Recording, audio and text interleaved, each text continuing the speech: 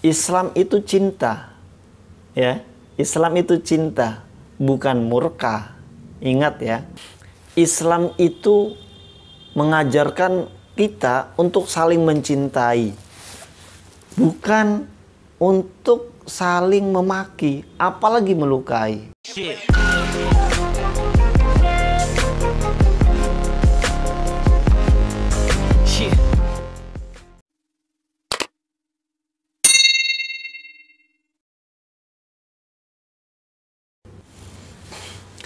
Assalamualaikum warahmatullahi wabarakatuh. Ini adalah video pertama saya di channel Bina Damai Indonesia. Di channel ini saya akan membahas terkait dengan tema-tema bagaimana menjadikan Indonesia damai dan sejahtera. Menyajikan tema-tema bagaimana agar kita semua menjadikan hidup ini lebih indah. Bagaimana menjadikan Indonesia ini tidak terprovokasi oleh isu-isu yang menyesatkan, tidak dipenuhi oleh isu-isu atau omongan-omongan yang kasar, keras, provokatif, dan lain sebagainya. Islam selalu mengajarkan kebaikan, Islam selalu mengajarkan kasih sayang. Seperti kata Islam itu sendiri, yaitu salam, yaitu kedamaian. Jadi kalau ada seseorang atau oknum-oknum yang mengatasnamakan Islam berbuat keburukan, menjelek-jelekan orang lain, itu bukanlah Islam. Itu bukanlah ajaran Islam, tetapi datang dari setan atau dari emosi dia sendiri. Yang namanya Islam itu saling menyayangi, saling mengasihi, Rahman dan Rahim. Dalam sebuah ungkapan dikatakan tahallaku bi akhlaqillah, yang artinya kita semua disuruh untuk berperilaku sebagaimana akhlaknya Allah, yaitu akhlak saling menyayangi. Juga dikatakan Islam itu sebagai rahmatan lil alamin, yang artinya Islam itu tidak hanya saling mengasihi atau menyayangi antar umat Islam saja, tetapi juga semua manusia, apapun keyakinan dan keimanannya, itu harus kita saling kasih, saling menyayangi. Pun juga bukan hanya sesama manusia, tetapi makhluk-makhluk lain yang Allah ciptakan itu juga harus kita sayangi dan harus kita kasihi. Kita tidak boleh merusak rahmat Allah itu. Rahmat Allah di bumi ini, di dunia ini sangat besar, sungguh-sungguh besar. Oleh karena itu kita harus jaga. Namun di dalam realitasnya kita tahu bahwa sungguh sangat banyak perbedaan yang timbul. Ikhtilaf itu selalu ada di mana-mana. Bukan hanya di luar keyakinan kita sebagai umat muslim, tetapi di dalam umat muslim itu sendiri perbedaan itu selalu ada. Kenapa itu terjadi? Jawabannya kita tahu semua, itu adalah sunnatullah. Sudah Allah sendiri yang menciptakan kita sebagai manusia yang berbeda-beda. Berbeda kulit, berbeda suku bangsa, berbeda fisik, dan berbeda pemikiran. Itu adalah sudah sunnatullah. Suatu garis yang sudah ditorehkan oleh Allah Subhanahu wa Ta'ala. Dan perbedaan itu memang tidak hanya bermuara pada persatuan, tetapi juga bermuara pada perpecahan. Inilah yang harus kita wanti-wanti, inilah yang harus kita perhatikan. Sebab kalau yang selalu dibesarkan adalah perbedaan, maka yang timbul adalah perpecahan. Tetapi kalau perbedaan itu kita lihat dari suatu keumuman, suatu kewajaran bahwa itu adalah sunatullah, maka akan timbul suatu persatuan. Karena kita tahu bahwa persatuan itu adalah kumpulan dari perbedaan-perbedaan yang ada. Maka persatuan, disitulah persatuan timbul. Tidak ada persatuan kalau tidak ada perbedaan. Inilah nikmat atau rahmat dari Allah akan adanya perbedaan, supaya kita mengerti bagaimana nikmat dari persatuan itu sendiri. Ada ungkapan yang menarik dari Raghib al-Isfahani. Dia mengatakan bahwa khilaf atau perpecahan itu lebih umum daripada kata pertentangan. Menurut dia bahwa setiap perbedaan itu tidak pasti bertentangan, tapi setiap pertentangan itu pasti menunjukkan adanya perbedaan. Jadi kira-kira ada 4 perbedaan antara khilaf dan ikhtilaf, atau ikhtilaf dengan khilaf. Itu ada 4 perbedaannya. Pertama, dalam ikhtilaf, jalan yang diambil itu berbeda, tapi tujuannya adalah sama. Sedangkan di dalam khilaf, kedua-duanya berbeda. Jalan dan tujuannya itu berbeda. Perbedaan yang kedua, ikhtilaf itu biasanya perbedaannya itu disandarkan pada dalil. Sedangkan khilaf itu tidak didasarkan pada dalil, hanya berdasarkan pada emosi belaka. Disitulah terjadinya perpecahan, karena lebih mengutamakan emosi atau ego manusia, ego kita masing-masing. Perbedaan yang ketiga, ikhtilaf itu biasanya atau memang sudah ditakdirkan berbeda karena Allah, karena rahmat Allah. Sedangkan khilaf atau perpecahan itu terjadi bukan karena rahmat Allah. Yang keempat perbedaannya adalah biasanya para fuqaha dalam berpendapat, dalam mengambil suatu keputusan itu berbeda pendapat. Disinilah ikhtilaf. Artinya mereka menetapkan hukum-hukum itu berdasarkan perbedaan dalil-dalil yang ada atau dalil-dalil yang diambil. Sedangkan khilaf itu tidak berdasarkan dalil. Maka keputusan yang ada, keputusan yang diambil itu kalau berdasarkan ikhtilaf kita terima. Tapi kalau berdasarkan khilaf kita harus tinggalkan itu. Nah, saat ini dunia sosmed, dunia maya diramaikan dengan adanya perbedaan-perbedaan pendapat di kalangan para ulama, di kalangan para ustadz. Ini menurut saya tidak elok. Bahkan ada ustadz yang saling menjelekkan sesama ustadz yang lain, atau menjelekkan kiai dan ulama-ulama yang lain. Ini sungguh sangat memilukan, sebab di dalam Islam itu sendiri jelas tidak mengajarkan itu gitu loh.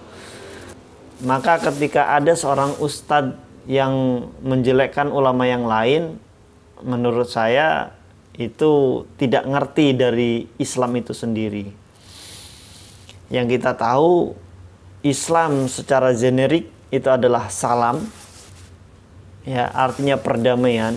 Jika ada seorang muslim, apalagi seorang ustadz katanya, ulama katanya, lalu dia mengumbar perkataannya yang kasar, berbicara yang kasar kepada halayak umum, itu sungguh tidak wajar.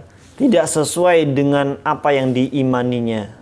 Misalnya kita sebut saja Ustadz Maher At-Twailibi yang baru saja meninggal di penjara. Innalillahi wa inna ilaihi rajiun. Semoga amal ibadahnya diterima oleh Allah Subhanahu wa taala.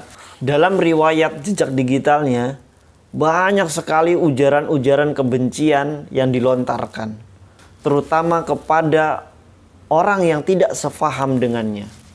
Kalau yang sefaham ya jelas selalu dielulukan.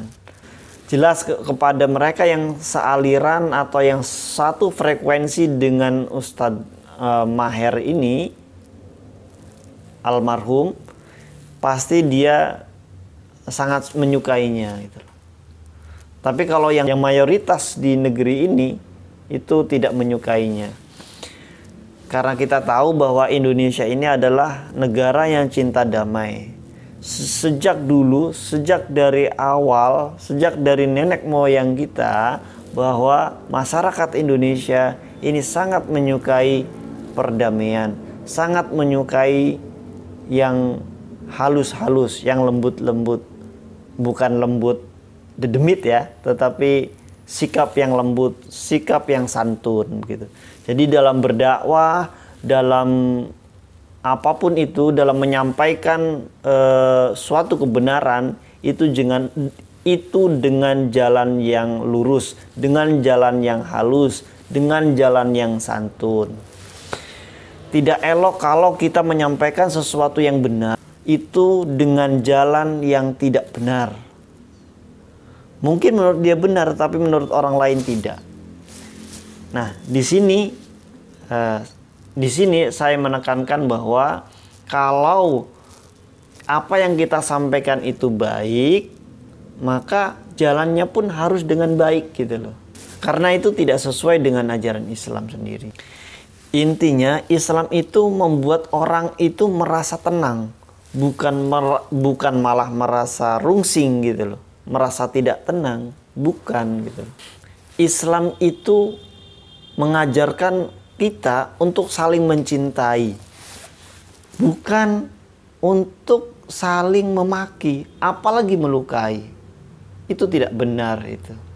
Islam itu mengajarkan kita untuk selalu menyayangi orang lain, untuk selalu membuat tegar orang lain, bukan malah saling membuat teror kepada orang lain, apalagi yang seagama. Yang berbeda agama pun kita harus saling menyayangi, karena Islam itu ramah, bukan marah. Islam itu cinta, ya. Islam itu cinta, bukan murka. Ingat ya. Islam itu cinta, bukan murka. Cinta itu sangat halus, sangat menunjukkan kehalusan, bukan beringas gitu. Islam itu membuat orang hatinya jadi halus, bukan malah membuat hati orang itu jadi beringas. Inilah yang akan saya bicarakan di video-video selanjutnya, bahwa kita sebagai manusia, sebagai umat yang beriman, harus selalu menunjukkan sikap yang sejuk, harus selalu menunjukkan sikap yang salam kepada semua makhluk. Channel Bina Damai Indonesia ini saya persembahkan untuk mengedukasi kepada semua masyarakat. Hayo kita sama-sama tunjukkan bahwa Islam, bahwa apa yang kita imani itu disukai oleh orang lain. Karena kenapa mereka menyukai kita? Karena mereka ketika memandang kita, melihat kita, dekat dengan kita, mereka merasa sejuk, merasa aman, merasa damai. Itulah salah satu tujuan dari Bina Damai Indonesia. Membuat masyarakat Indonesia ini hidup damai dan tenang. Hidup yang damai itu memang tidak bisa dilihat hanya dari keyakinan saja, tetapi dari sisi ekonomi, dari sisi politik, dari sisi budaya, dan seterusnya. Nah, untuk tema-tema itu nanti akan saya bahas di video-video selanjutnya. Tetapi di sini saya lebih memfokuskan soal keimanan. Keimanan yang benar, keimanan yang sesuai dengan yang tertulis dalam kitab-kitab yang diturunkan oleh Allah, sesuai yang diajarkan oleh Nabi Allah, sesuai yang dicontohkan oleh para sahabat Nabi, tabi'it tabi'in, dan ulama-ulama besar saat ini. Saat ini kan banyak ya para ulama-ulama atau ustadz-ustadz yang sedang dipenjara. Ada Habib, ada ustadz katanya yang ngaku-ngaku ustadz, itu sedang dipenjara karena omongannya yang tidak dijaga, karena kebenciannya kepada orang lain, karena sikapnya yang terlalu sembrono. Di dalam berdakwah, dia tidak lagi melihat siapa audiensnya, tidak lagi melihat di mana dia hidup, apakah dia hidup di negara Indonesia atau bukan. Jadi apa yang diucapkannya itu tidak dikontrol begitu. Habib atau ustadz-ustadz yang saat ini di penjara, memang ini menjadi sebuah contoh, menjadi barometer buat kita betapa keindahan, betapa perdamaian itu sangat dibutuhkan gitu loh. Tapi di sisi lain kita juga harus bersyukur kepada mereka, para ustadz-ustadz yang saat ini di penjara, yang bahkan meninggal itu, para habib. Karena dengan adanya mereka, kita tahu bahwa seperti apa sih kehidupan yang damai itu gitu loh. Islam yang rahmatan lil alamin, Islam yang menyayangi sesama muslim, Islam yang saling menyayangi sesama manusia, itu seperti apa gitu loh. Kalau tidak ada mereka, kita mungkin merasa abai gitu dengan pentingnya hidup damai gitu loh. Mementingkan rasa perdamaian itu gitu loh. Tapi dengan adanya mereka, kita merasa mengerti apa itu damai, apa itu Islam, apa itu persatuan. Karena kalau tidak ada perpecahan, tidak ada perbedaan, tidak ada mereka yang ngomong kasar-kasar itu, ya kita tidak begitu memahami, kita tidak merasa penting gitu bersikap baik itu gitu loh. Justru dengan adanya mereka, kita bersyukur, kita faham dan mengerti betapa hidup yang damai, hidup yang santun, sikap santun itu sangat dibutuhkan oleh kita semua gitu. Bahwa kita saling mencintai itu suatu keharusan gitu. Jika ada perbedaan, biarlah perbedaan itu ada, tapi jangan dibesar-besarkan. Tetapi marilah kita menuju pada suatu kesamaan agar saling mencintai gitu loh. Dengan saling mencintai, maka kehidupan kita akan terasa damai, akan terasa tenang. Dalam kesempatan ini cukup sekian yang saya sampaikan. Nanti akan saya sambung ke video-video selanjutnya terkait dengan bagaimana membentuk Indonesia ini agar lebih damai gitu. Terima kasih atas semuanya. Billahi taufiq wal hidayah. Wassalamualaikum warahmatullahi wabarakatuh. Salam damai.